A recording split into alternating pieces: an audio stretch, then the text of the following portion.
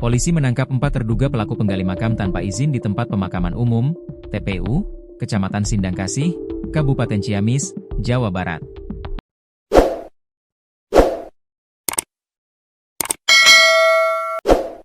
Aksi tersebut memicu kemarahan masyarakat karena dianggap merusak tempat pemakaman umum dan mengganggu ketertiban.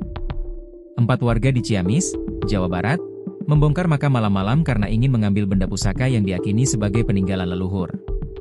Mereka pun kemudian diamankan polisi.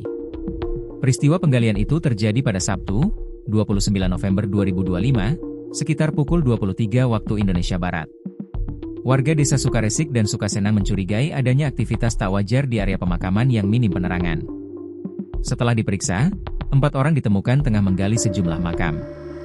Kondisi beberapa makam diketahui rusak akibat dibongkar. Saat warga mendatangi lokasi, 2 orang terlihat melakukan penggalian dan 2 lainnya berada tidak jauh dari titik penggalian.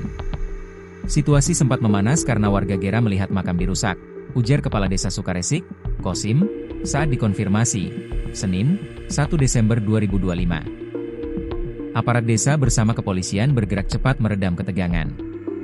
Anggota Polsek Cikoneng dan Polres Ciamis kemudian mengamankan pelaku. Dari hasil penyelidikan awal, pelaku mengaku makam yang digali merupakan makam keluarganya. Para pelaku menyampaikan tujuan mereka. Namun tindakan tersebut tetap tidak dibenarkan karena menggali makam harus melalui prosedur dan izin resmi pihak berwenang, tegas Kosim. Pihak kepolisian telah melakukan olah tempat kejadian perkara, TKP, dan memasang garis polisi di lokasi. Para pelaku juga diminta membuat pernyataan tidak mengulangi tindakannya.